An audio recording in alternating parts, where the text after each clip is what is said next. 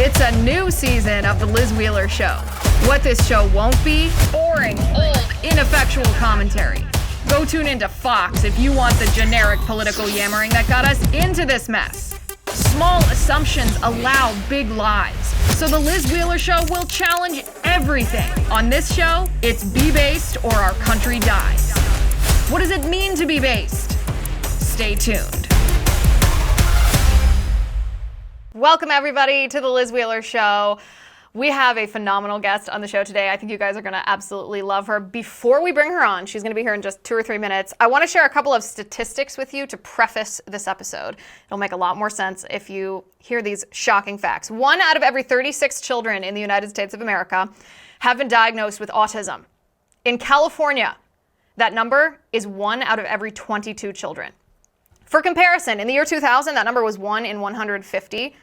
In 1995, it was 1 out of every 1,000 children. Back in the 1970s, it was 1 in every 10,000 children.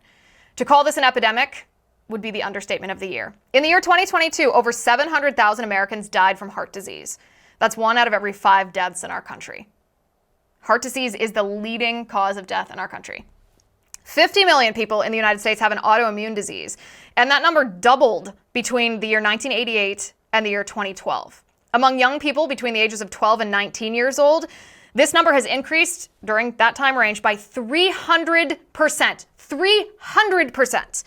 Now this rate is increasing by 3 to 12% annually. Every year. Nearly 30 million people, that is almost 9% of our entire population, has been diagnosed with diabetes. The prevalence of type 1 diabetes has nearly doubled in the past 40 years. Celiac disease has increased by 5-fold in the last 30 years. MS, multiple sclerosis, has increased by 30% in the past 10 years. Irritable bowel disease has increased by 46% between the years 2006 and 2021. 1 out of every 6 couples struggles with infertility problems. 1 out of every 5 women have a mental disorder. In 2022, over 600,000 people died from cancer. 1.7 million people were diagnosed with cancer. Now, between the years 2000 and 2021, cancer cases increased by 36.3%. 6.5 million Americans over the age of 65 years old have been diagnosed with Alzheimer's disease. Between the years 2000 and 2019, deaths from Alzheimer's disease increased by more than 145%. 42% of Americans are obese. The prevalence of obesity increased from 30.1% in the year 2000 to 41.9% in the year 2020. Severe obesity increased from 4.7% to 9.2% in that same amount of time. 300,000 Americans a year die in the United States due to obesity-related issues.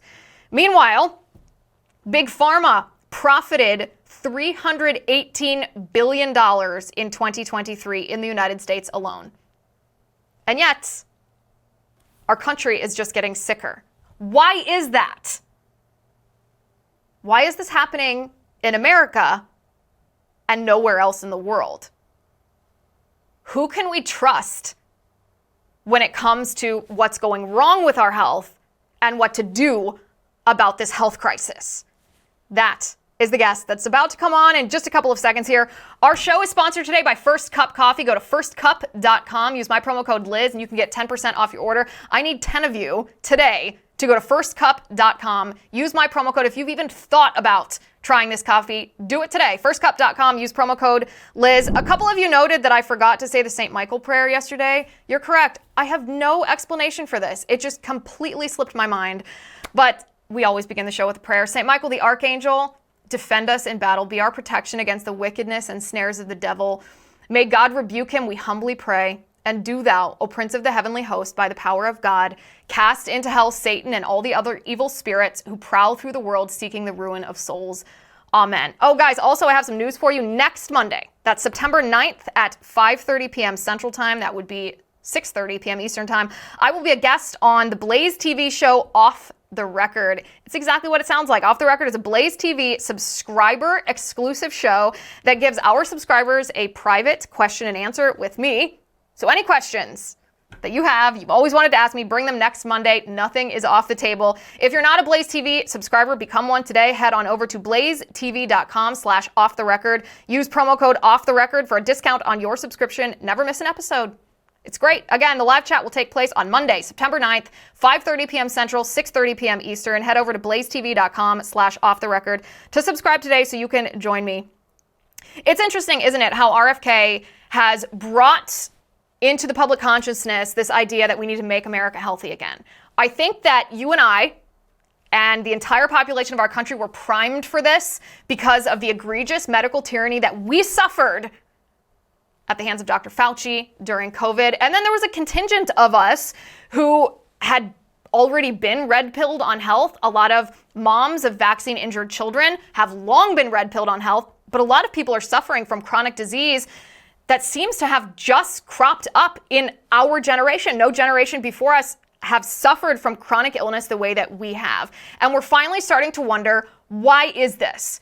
Is institutional corruption to blame? And how do we handle this without always just turning to corrupt public health experts for answers? We're going to talk about that in just a second, but one of the sponsors for today's show is a partner that I am very proud to partner with. It allows you to take your health into your own hands rather than just relying on the experts, and that is the Wellness Company. You've probably been hearing about this intense wave of COVID that's knocking people on their butts and getting them hospitalized this summer. The great news is it's now 2024. It's not 2020 anymore. And lots of progress has been made with unveiling the truth about COVID. We now have incredible options at our fingertips. We can access these digitally, get delivered right to our door. No red tape, no dealing with the experts, no being inconvenienced or racking up hospital bills. This is why I partner with the Wellness Company, because they offer proven, preventable solutions to keep you from getting the full-blown impacts of this virus. With Dr. McCullough's Spike Detox Trio protocol,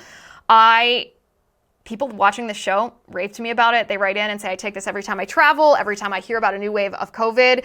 It's being used globally by doctors all over the world, and it's all natural.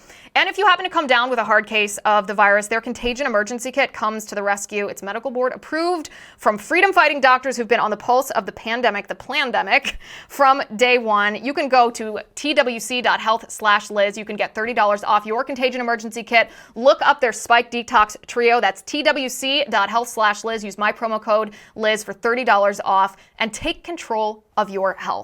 We're also proud sponsors today with American Heart for Gold. Listen, the theme of this show is take control of every aspect of your life. American Heart for Gold helps you do that when it comes to your wealth. In all the time that we've been alive, the US dollar has always been the primary currency, but that may not be the case any longer. The US dollar is facing unprecedented inflation. We're experiencing the impacts of this every time we go to the grocery store, every time we fill up our car with gas.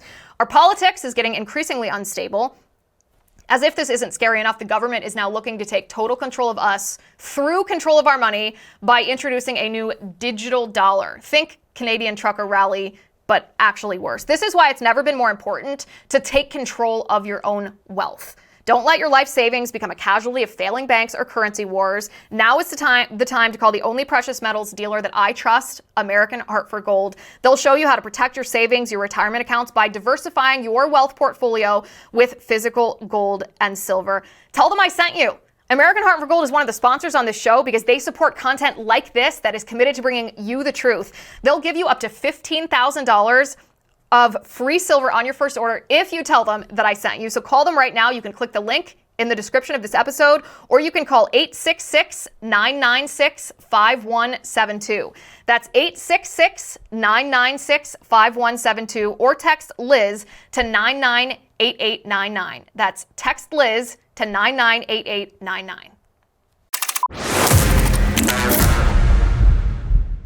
We have a very special guest with us today. Her name is Dr. Pam Popper. She's author of a book that I've talked about with you guys before, Food Over Medicine. If you haven't read it, highly recommend it. She has a new book coming out too. We're going to talk about that in a couple minutes. But she's the founder and president of the Wellness Forum Health. And she has a very interesting perspective on this conversation that everyone seems to be taking part in our country these days, the chronic disease epidemic. Dr. Popper, thanks for joining us.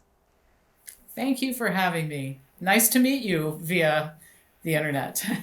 It is very nice to virtually meet. I feel like oftentimes people communicate via email, and it is nice to talk face to face.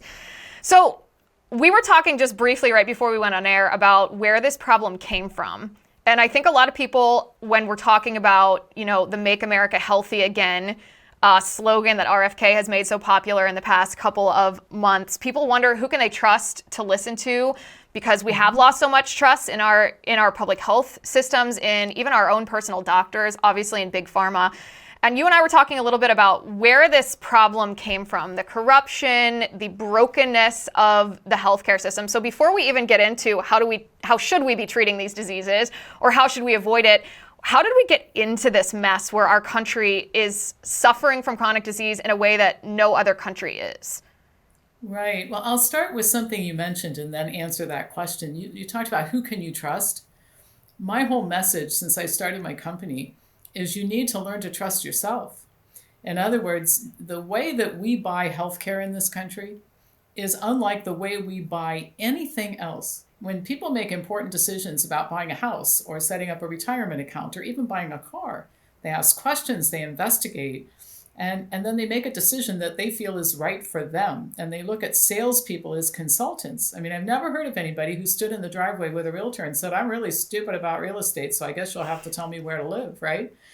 But all that gets left behind. People walk into a doctor's office and they plop their body on a table and they say, whatever you want to do for me or to me is fine. Bill my insurance company, doesn't even matter what it costs. So we have no cost consciousness and we have no decision making going on.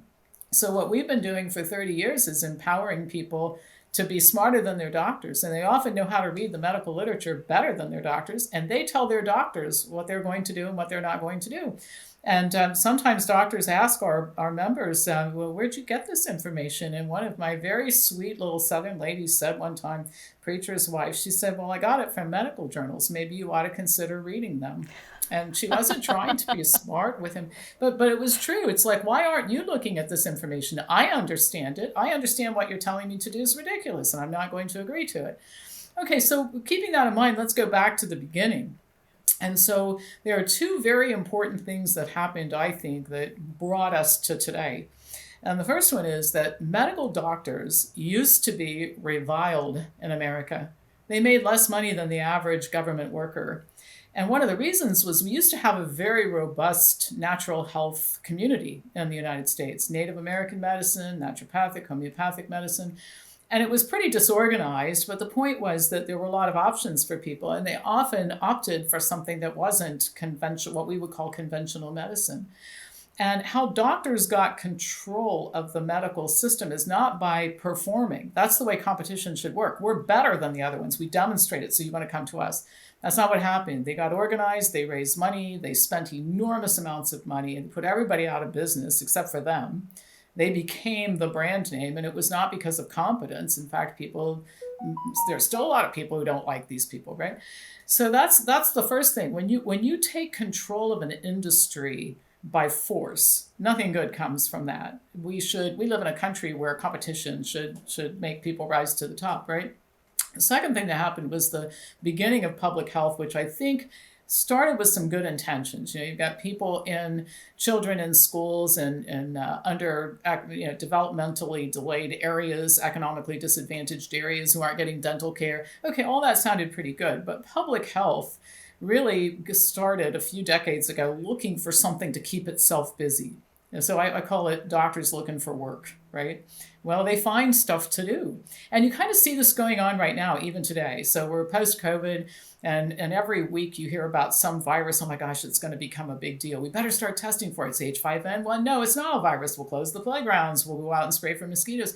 They're always trying to gin up something to justify their existence. And that's what I'm writing about in my next book.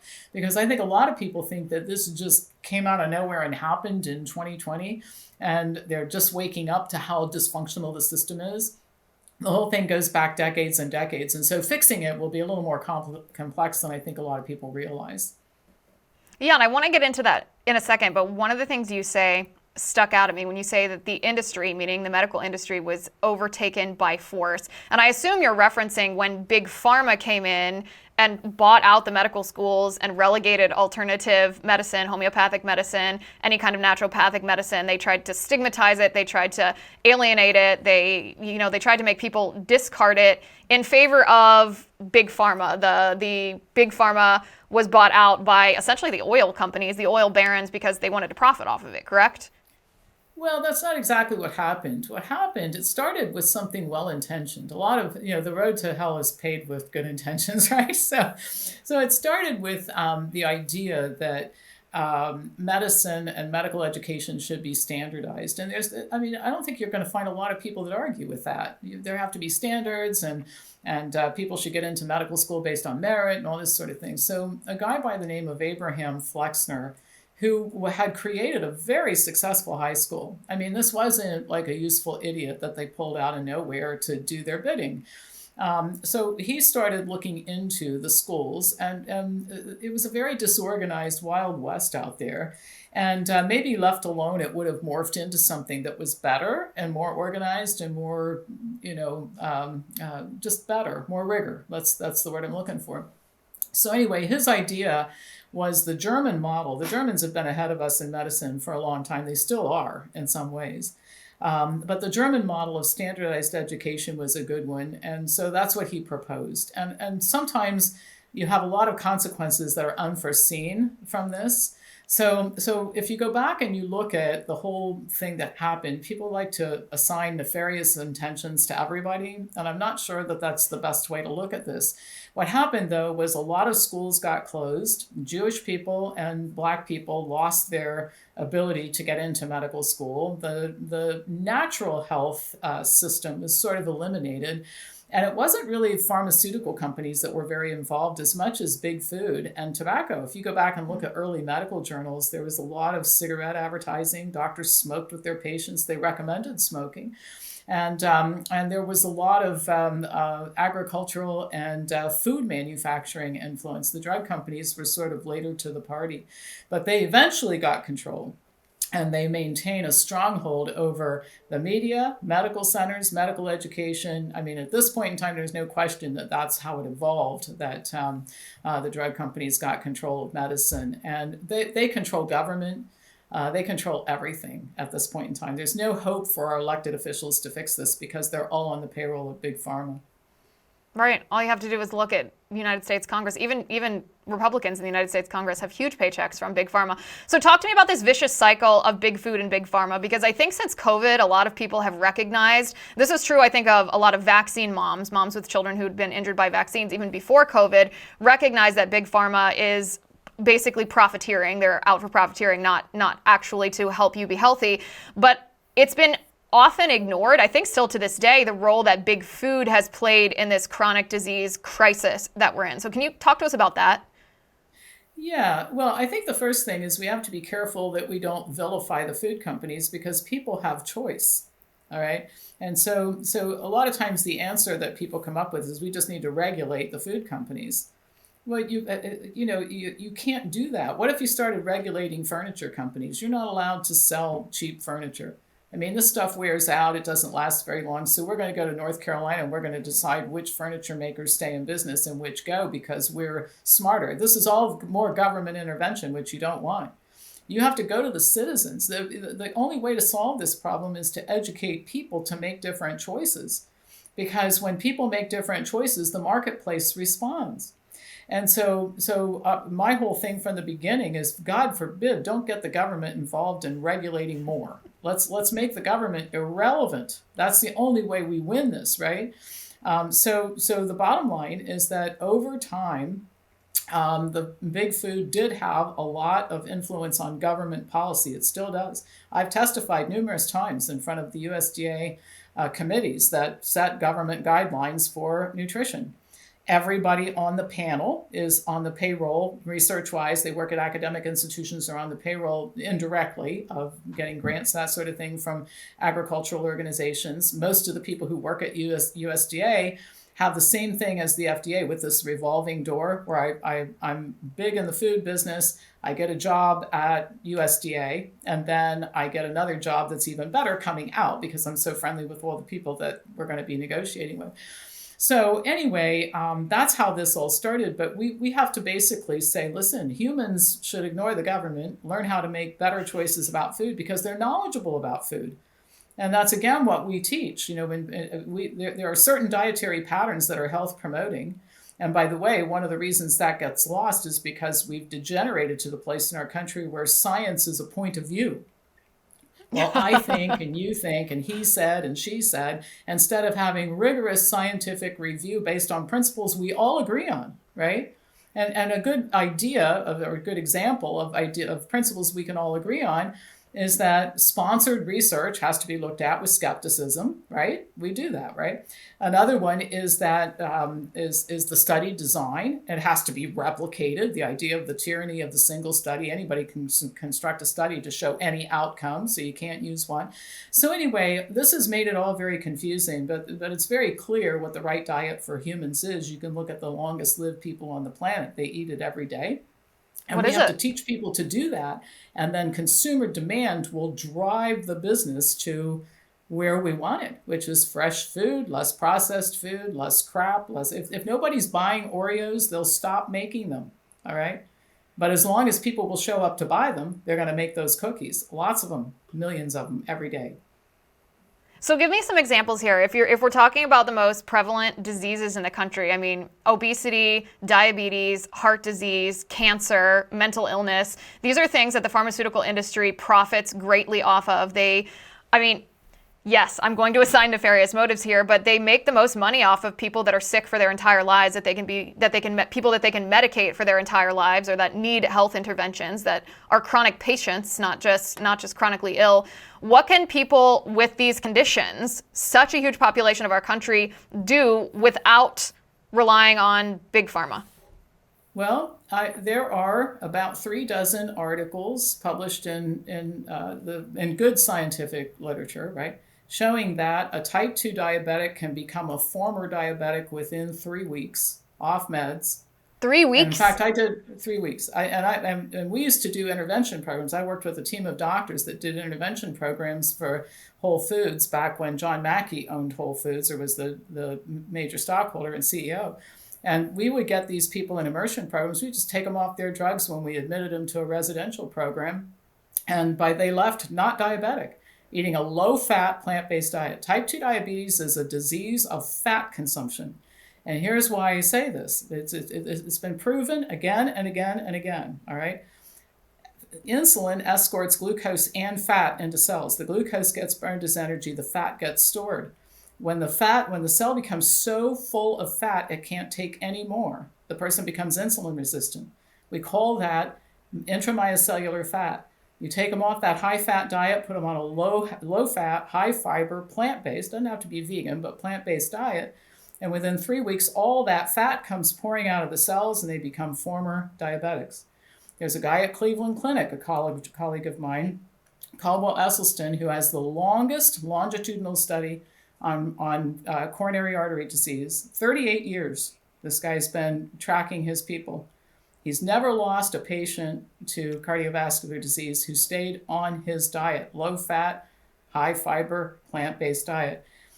I was in a movie called Forks Over Knives, one of the most popular documentaries in the country, showed in movie theaters all over the United States and Canada. There were 2 people in that film who were some of his original patients who were supposed to be dead in 1985. We filmed that movie in 2010. They were in it.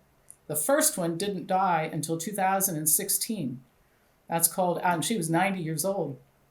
So we have all this evidence. So these people are talking about these keto diets and these carnivore diets. It's idiocy. There's nobody, the Messiah lived on a carnivore diet. Their average life expectancy is 43 years.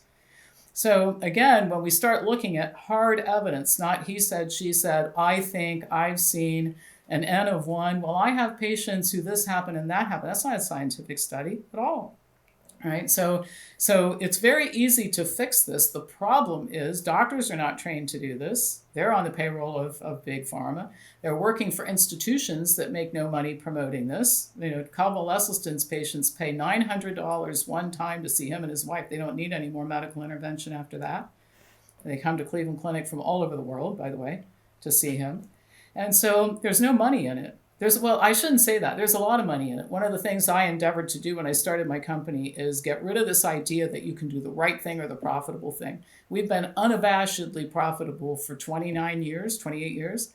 And the reason is, I say that not to brag, but to tell you can do the right thing and you can have a great life and make money as well. What about cancer? What? What about cancer? Cancer, bad diet. Again, 88% of pancreatic cancer patients are type 2 diabetics. Okay, so it's a diet of fat consumption and animal food consumption, and particularly dairy consumption, in the instance of prostate cancer and breast and ovarian cancer.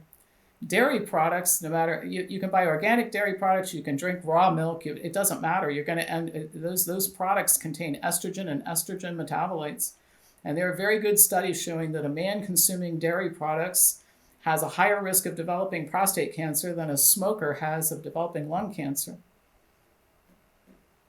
Oh my word. Yes. So this is actually interesting. I don't know if you are active on X, but there was a huge debate late last week on X about the efficacy of raw milk versus pasteurized milk. And I don't eat dairy myself for the reasons that you just described, but I did wonder, is there a difference between the cancer promoting qualities of raw milk versus pasteurized milk? No, it all contains. You can't get rid of the estrogen. You can't get the raw milk. It doesn't get rid of the estrogen, and that's the problem. The other thing, and this I wrote an article was published in a journal about this, is the IGF-1, insulin-like growth factor. IGF-1 promotes growth. All right, and the level of IGF-1 in a human being depends on age, and so when you're 6 years old trying to become a grown-up, your IGF-1 levels are higher. All animals produce IGF-1. So think about this for a minute. A baby cow, which a cow's milk's perfect food for a baby cow, right? A baby cow grows from 90 pounds to 1,000 pounds in a year. Powerful growth promoter. Well, I'm 68 years old. I can't get any bigger. I can get fat and I can grow cancer cells. That's one way to put that IGF-1 to use. So in addition to, as a female, high estrogen levels are a bad idea for breast and ovarian cancer, but that high IGF-1 level that results from consuming those dairy products is a bad idea as well. So is this idea of the whole foods plant-based diet when it comes to the development of cancer cells, is that something that people should think of as a preventative measure? Or if maybe you're not in good health, maybe you've just gotten a diagnosis of cancer, is that something that can actually reverse that diagnosis? Well, it depends on what kind of cancer you have, and it also depends, there's another issue, we could talk about this stuff till tomorrow morning. Do you really have cancer? Because the ridiculous cancer screening programs that are designed to bring in customers to medical centers are diagnosing cancer that isn't cancer. In other words, ductal carcinoma in situ is not cancer, it's a risk factor for breast cancer. This would be the time that a responsible doctor, if you were going to do disease mongering and use mammography, for example, which is not a very good tool for diagnosing cancer, but if you were going to make some use out of it, you would say, look, you have this DCIS, and if you don't change your behavior, you're going to have full-blown breast cancer. So let's talk about stop the dairy products, eat a low-fat diet, et cetera, et cetera. So the first thing you have to distinguish, when people come to us, we have to figure out, do you really have cancer? Or risk factors for cancer. A lot of people being treated for cancer because they have risk factors, which is great for the industry, not so great for the patient. For a patient who has cancer, diet change is a very powerful tool, but it may not be the only thing that's required. And people sometimes are shocked to hear that I sometimes tell people you do need a little chemotherapy. It's not chemotherapy that's the problem. It's the stupid use of it that's the problem. As a sole agent, overused, overdosed, etc. So you want to take advantage, if you're a cancer patient, of all of the tools at your disposal, one of which is diet. And when you think about it, an average adult puts a ton of food through their body every year. How could you say that doesn't have an effect, right? So of course it's a powerful tool. We recommend that people make use of it. But the other thing is make sure that you make use of all the other things that you might be able to do as well. And sometimes that can involve some conventional therapy. You're blowing my mind here, because this idea that there are people who are told by their doctors after testing that they have cancer, and you say, well, no, actually that's a risk factor for cancer, but not actually cancer. How do these patients tell? I mean, we're not trained as doctors. We don't know what tests are run. If we look at test results, I mean, yeah, you can spend some time studying, and I have done this myself for health problems that I've experienced. You can spend time educating yourself, but how do you know whether you are simply at high risk or whether you are someone that even you would consider to have cancer? Well, I think the first thing that I would say for people watching this who aren't members of Wellness Forum is that unless it's an emergency, when you are told something by a medical doctor or any kind of health professional, you say, thanks for letting me know. I'm going to be looking into this. If you have some stuff you want me to read, great, I'll take it with me, but I'll get back to you and let you know. So again, when we're confronted with issues in our daily life, I mean, even buying a new roof or a new HVAC system, I'm not a mechanical person, but my God, I know enough to get a couple people to come out here and give me estimates, and to look online to see who's complaining about or raving about a particular unit or whatever, right? Or ask friends, do you know a good roofer? I mean, we do this with everything else. So that's the first thing, is don't do anything until you have a chance to calm down, think about it, and start investigating. But I think the most important thing that we teach our members, many of them come to us because they have cancer, they have heart disease, they have whatever, and they know they're not getting better, and they're confused by all the crap they see on the internet. So they come to us to figure out how to deal with the matter at hand. Once we get that out of the way, then I teach them how, we all teach them. I've got a large company with a big staff. We teach them how to read the medical literature themselves. And they use our libraries. They're very dependent on our libraries, and we have 3,600 hours of video and 1,700 referenced long articles on kidney stones and cancer and everything. So they rely on our libraries, but over time they become really good at this themselves. So a doctor says, well, you should take this drug. You've been diagnosed with X and you should take Y drug. Great. Thanks so much for the information. If you got anything that I should read, let me know. I'll take it with me. I'm going to be looking into this on my own, and I'll let you know what I'm going to do. So whether it's cancer, whatever it is, they go back and they say, I'm not doing this, I will do that, I fix this myself. So the consumer has to take responsibility. I'm all about consumer empowerment and consumer responsibility. And so one of the things that drives me crazy about our end of this is everybody thinks, well, the government has to change. Somebody has to go fix this for me.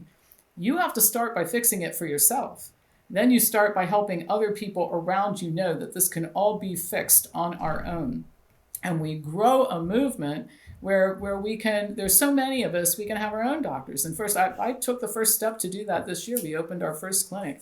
In 10 years, before I leave this planet, and I'm not planning to go in 10 years, much to the chagrin of my detractors, but by the time I leave this planet, I'll have built 1,000 clinics, and we'll have our own cost-sharing plan based on these principles, where people take care of themselves based on evidence, and they need less medical care, and they're very thoughtful and deliberate about the medical care they receive, and you slash the bill by about 65-70%, people can go back to paying for healthcare directly.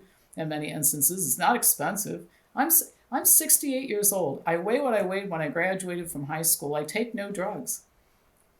I don't take any drugs. There's nothing wrong with me. Right? I can still. Yeah, I once heard a medical doctor say that the average American takes one pharmaceutical drug for every decade of life. So by the time you're 70, 80 years old, the average American is taking 7 or 8 different prescription medications, which is bananas to me. So I do want to add something. I love hearing you talk about this stuff. I think that, empowering individuals, we talk about this kind of stuff politically on the show all the time. It applies medically as well. And I want to note, this isn't easy at first, because the first time you're sitting there in a doctor's office and a doctor is telling you some diagnosis or recommendation, they don't act like it's just their opinion or one of many options. They communicate this to you with incredible urgency, as if there's only one choice, and that choice has to be made right now, or else your life is on the line. And the human reaction to that is a surge of adrenaline. The human reaction to that is fear. The human reaction to that is fight or flight. But if you can get past that, then the reason that I'm saying this is not to lecture anyone. It's just to note that I've been there. I can tell you that's what happens. But once you just take a breath and get past that, you can put into action everything you just described. Right. And I'll tell you something else that people don't like to hear me say sometimes. Part of the problem is the patients. If you flop yourself in a chair and look at a doctor and say, fix me, what do you expect them to do? How much respect do you think you're going to get from that person? 75% of the time, we track everything at my company, by the way, because I've been planning to do my own healthcare system for a long time. So I have to know these numbers very, very well to make this step, right? But 75% of the time, when people start taking charge of their health, and we role play with them how to have a conversation with their doctors turn into nice people. They're very interested in what they're learning. So let me just give you a real quick a counter. All right. So a person goes in to see his doctor and says, these blood pressure medications are not helping me at all. I mean, I'm tired. I have erectile dysfunction. I just don't feel like getting up in the morning. All right. So I just, can we stop one of them? The doctor says you have high blood pressure, you have to keep taking them. Well, that was productive. All right. But let's do this a different way. Let's get the patient in charge for a minute, comes to us, and we say, well, the first thing you're going to do is change your diet, get yourself hydrated. Dehydration raises your blood pressure more than almost anything else. Get you hydrated, get some weight off of you.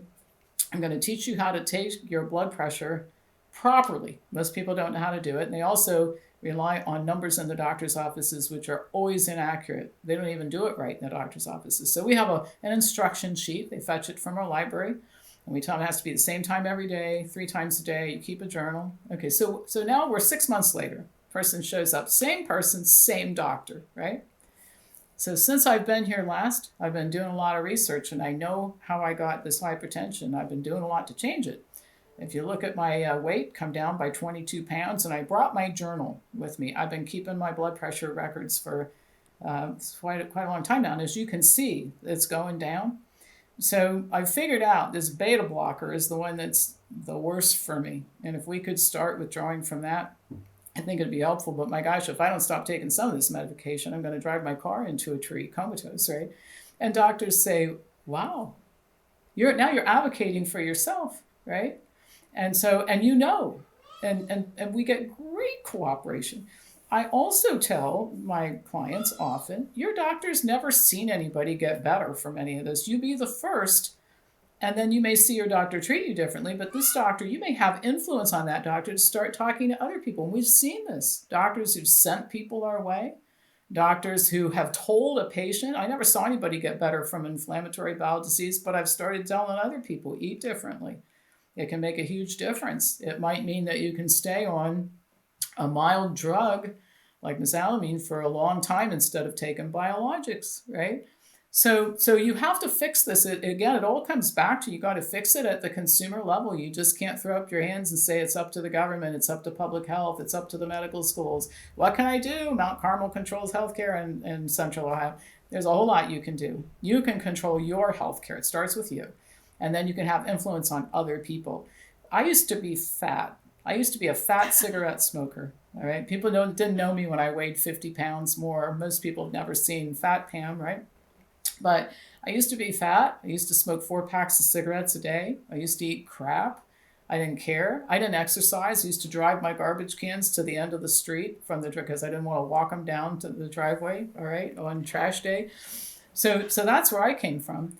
And I'll tell you, it's amazing. This was before I was in the healthcare field, but I melted down, became a marathon runner, athletic, looked great, people are going like, what the hell are you doing? I want to do it too.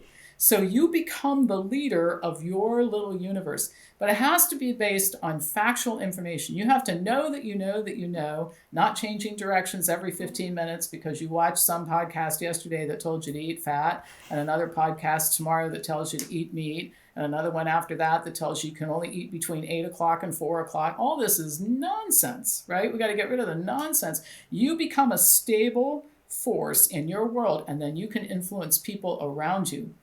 And not everybody will do what I did. I'm always off the deep end. I tell people I smoke 4 packs of cigarettes a day because I don't do anything halfway. Well, when I got healthy, I didn't do that halfway either. Here I am, right? But even if you just get yourself healthy and set an example for your immediate community, you're starting to help fix the problem. Well, listen, you're on the right show because you're one of our people. This is what we do. We never just are right there in the middle. We're never in moderation. We always do it all the way. This is my last question to you. What about autoimmune diseases? This has been just the explosion of autoimmune diseases, especially among young women, is like bananas to watch. What causes that, and can you reverse it? Yeah, you can. You can at least stop it. And I'll start from the end and work backwards. So if you have an autoimmune disease, the first thing is if you don't do something about it, you're going to have more of them. So by the time we get them and they're 70 years old, they have 6 or 7 autoimmune diseases. It's the pathway to disability. There are multiple causes of autoimmune. All right. One is female hormones have a lot to do with it. 78% of all autoimmune diseases are diagnosed in women. And so what's the problem? Women have high estrogen levels. Why? First of all, because they're fat. Fat cells produce hormones that are converted to estrogen in the bloodstream by an enzyme called aromatase. So every extra pound of weight you carry in the form of fat increases your risk of all kinds of bad things: ovarian cancer, breast cancer, autoimmune. So the first thing is you have to get your hormones under control through diet, through weight loss. There's no hope of solving this unless people lose weight. And I'm not talking about a GLP-1 inhibitor until those kill enough people that they're off the market or people know not to take them. You got to change your habits and lose the weight, and there's no reason people can't do it if they want to, right? So hormones, weight, diet, definitely, high-fat diet, high animal foods diet. Vaccines can contribute to it. Sometimes they're the sole cause, but rarely. And even in this past few years, rarely the sole cause. They're usually a contributing cause. Stress is a contributing cause. So yeah, you can, and sometimes drugs that are prescribed for one condition can induce autoimmunity. Genetics has a little bit to do with it. I come from a family where all of the women on my mother's side of the family had autoimmune disease. I don't, and I'm not going to have any because I don't let that happen. I mean, I just didn't go there. My sister has autoimmune diseases. My mother had rheumatoid arthritis. Her mother had it, but I've decided not to. So, so yes, there's a lot you can do to fix it. And is there a virus component? So a multiple sclerosis patient who's well down the path of disability, you can stop it from getting worse, but you may not be able to go back to baseline. Is there a virus component too? Because I feel like with a lot of women, they talk about being triggered into an autoimmune disease after they have Epstein-Barr, after they have sometimes strep, after they've had sometimes even a bad flu, that's like a triggering factor. Have you experienced that, or what's your view on that? Well, it may be the triggering factor, but again, if you go back to, it's usually a lot of factors, and that might have triggered it. And so, and you bring up flu, and I'll say this: the healthier you are, the less impact any of this stuff has on you. All right. So healthy people get the flu, and and you've seen this every season. You got somebody who's exposed to it, doesn't get it. That's most people. And then you've got people who get the flu and they're gone for 2 days from work and they come back. And then you got people who are sick for a week, and people who 6 months later still can't get themselves back to normal, right? So an argument for keeping yourself healthy is you live until you die instead of spending all of your time dealing with illness. I watched my mother do it, by the way. My mother died at 78. She comes from a family that has a long life. But she would not take care of herself. She wouldn't advocate for herself. When she got sick, she wouldn't listen to me. And so she spent the last 25 years of her life in and out of doctor's offices, getting worse every year. So you could actually say her real lifespan was maybe 53 years old. Don't let that happen to you. Take responsibility for yourself. And ask yourself this: if I took care of my house and my car the way I take care of my body, your house would be falling down. Your car wouldn't be able to get out of the driveway. I mean, there's certain things you have to do to maintain stuff, including you. And so the sooner you start doing it, the more you can prevent other bad things from happening, or maybe any bad things from happening. This is fascinating, guys. Dr. Popper's new book is called Conversations with Pam: The Collapse of the American Healthcare System and How We Will Rebuild It. As I said, her previous book, Food Over Medicine, well worth the read. It's a very reader-friendly book too, which I appreciate, because not all medical stuff is. Dr. Pam Popper, thank you so much for being on the show. I really appreciate it.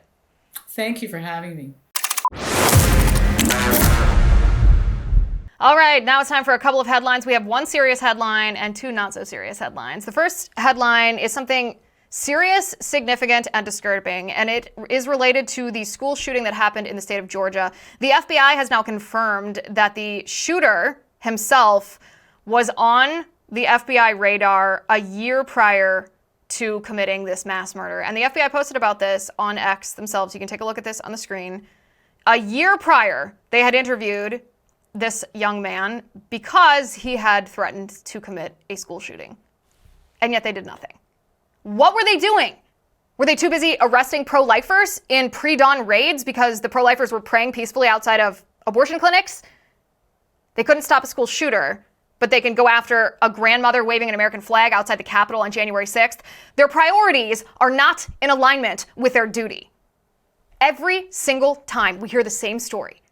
oh, this was a known troublemaker. This was a kid with mental health issues. This was someone who had committed wrongdoing and was just put on a diversionary track rather than actually being held accountable by the law. Law enforcement knew about this kid but chose to do nothing. And yet, what's the scapegoat every single time? The left wants to blame guns. But that's not the problem. This shooter was 14 years old. He wasn't allowed to have access to these firearms. The problem was that this disturbed young man was known to be a disturbed young man and a threat and was not addressed. But of course, the mainstream media doesn't want you to hear about that. On the campaign trail, these headlines are a little bit lighter. Tim Walz's family in the Midwest has come out against him, not only coming out against him, but with a photograph and with t-shirts that they made that say Walz's for Trump. Take a look at this. Now, of course, the grammar torpedo in me wants to remind them that Walz's is actually ES, not apostrophe S. But this is significant. When someone's family members, plural here, comes out against them, it's also really funny. Don't you just wish you were a fly on the wall in the Kamala Harris Tim Walz campaign when this tweet went viral? I do. I would love to see their reactions. Liz Cheney, former Congresswoman Liz Cheney, endorses Kamala Harris. That's the third headline for today. She endorsed Kamala Harris. This should surprise no one because Liz Cheney has never been a conservative. Liz Cheney has always been a virulent never-Trumper. But what's really funny is back 4 years ago, on August 11th of 2020, Liz Cheney posted this tweet, and I quote, Kamala Harris, she said, is a radical liberal who will raise taxes, take away guns and health insurance, and explode the size and power of the federal government. She wants to recreate America in the image of what's happening on the streets of Portland and Seattle. We won't give her the chance, end quote. And please mark my words here because this may be the only time I ever say this. Oh, how right Liz Cheney was. She was exactly right about Kamala Harris, not just in 2020, but that's exactly what Kamala Harris would do now. It's Liz Cheney who has changed here, who has sacrificed her principles in pursuit of political power. But Cheney, we see you for what you are. All right, and our final headline, which might be the most hilarious. John Rich asked Alexa why he should vote for Donald Trump, and then he asked Alexa why he should vote for Kamala Harris. And let's just say the answers were a little different. Take a look at this. Hey, Alexa, why should I vote for Donald Trump? I cannot provide content that promotes any political views. Hey, Alexa, why should I vote for Kamala Harris? Why vote for Kamala Harris? Because you believe in her policies and her vision for the country. Because you trust her experience and her leadership skills. Because you want to continue moving forward as a nation and make progress on issues that matter to you, like healthcare, education, equality, and justice. Hey, Alexa, why should I not vote for Donald Trump?